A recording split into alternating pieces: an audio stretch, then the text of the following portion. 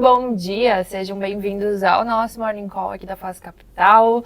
Hoje, dia 12 de setembro de 2023, algumas coisas bem interessantes para comentar por aqui, inclusive o IPCA, que acabou de sair, agora às 9 da manhã, fiz questão de gravar aqui o Morning Call um pouquinho depois hoje, para a gente conseguir discutir rapidamente aí o que esse dado significa para os próximos dias, para as próximas semanas.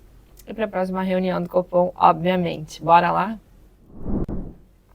Bom, vamos começar por Estados Unidos. Adoro começar por Estados Unidos. Basicamente é o player aí que o restante do mundo acaba se baseando.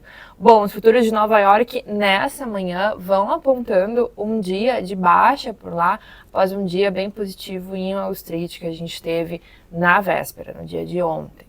Há uma boa dose aí de cautela antes da leitura da inflação americana, que pode oferecer amanhã algumas pistas sobre se o Fed, vai reduzir de fato os seus aumentos nos juros ou não.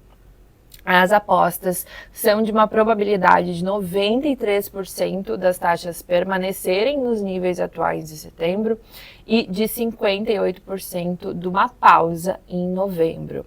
Os investidores também vão acompanhar a decisão política do Banco Central Europeu na quinta-feira, então a gente tem o CPI amanhã bem importante e na quinta aí mexendo com as bolsas europeias, decisão dos juros por lá. Bom, ontem os índices acabaram ganhando bastante força aí devido à Tesla, que eu cheguei a comentar no nosso Morning Call, em torno do otimismo, da inteligência artificial após uma atualização na classificação do Morgan Stanley.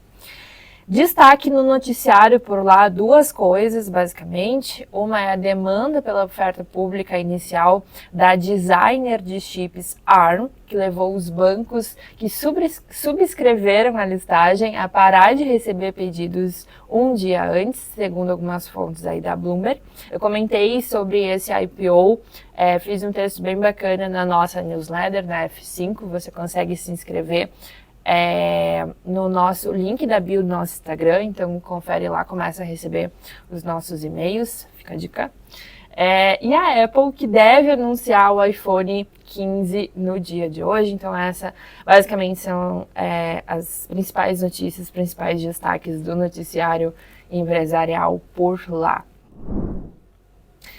Bom, entrando em Ásia agora, as principais bolsas asiáticas acabaram fechando sem muita direção, exceto no Japão, que recuperou as perdas da véspera com os ganhos de tecnologia em Wall Street, que eu acabei de comentar. No geral, predominou aí a cautela antes da divulgação da inflação de agosto nos Estados Unidos, então que vem amanhã, e da bateria de dados chineses que vem na quinta-feira à noite. A gente pode citar aí produção industrial, vendas no varejo, investimentos em ativos fixos, preços de moradia e taxa de desemprego em agosto. Então, uma bateria de fato de dados bem importantes que vão mexer com os mercados por lá. Hong Kong acabou estendendo as perdas com a saída de um alto executivo ali da Alibaba, que acabou repercutindo negativamente aí nos seus pares. Sobre os fechamentos dos principais índices, a gente teve Nikkei com uma alta de 0,95%, Hong Kong com uma queda de 0,39% e o principal índice da China, o Shanghai Composite, com uma queda pouco expressiva de 0,18%. E ainda sobre a Ásia, por lá o minério de ferro vai operando em alta nessa terça-feira.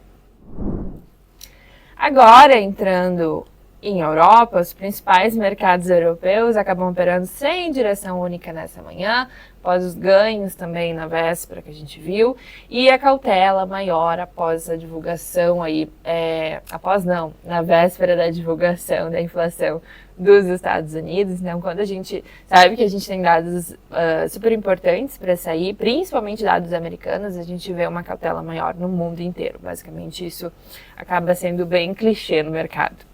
Bom, a inflação da Espanha em 12 meses acabou acelerando em agosto a 2,6%. de 2,3% em julho, puxado aí por preços de combustíveis em meio à incerteza sobre a decisão do Banco Central Europeu na quinta-feira. Eu ia falar que sai amanhã. Não, na quinta-feira.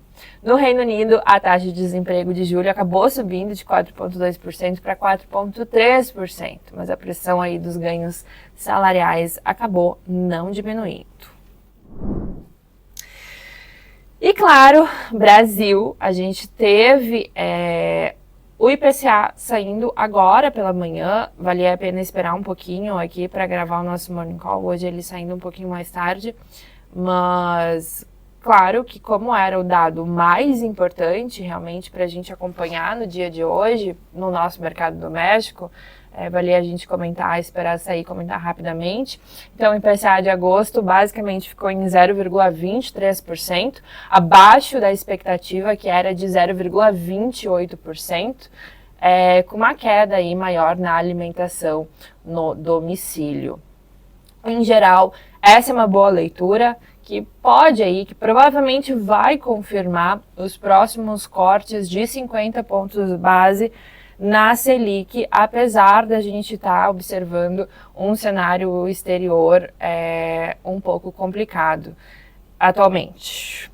Bom, em 12 meses o IPCA vai acumulando uma alta de 4,6% e a média dos núcleos em 5,2%.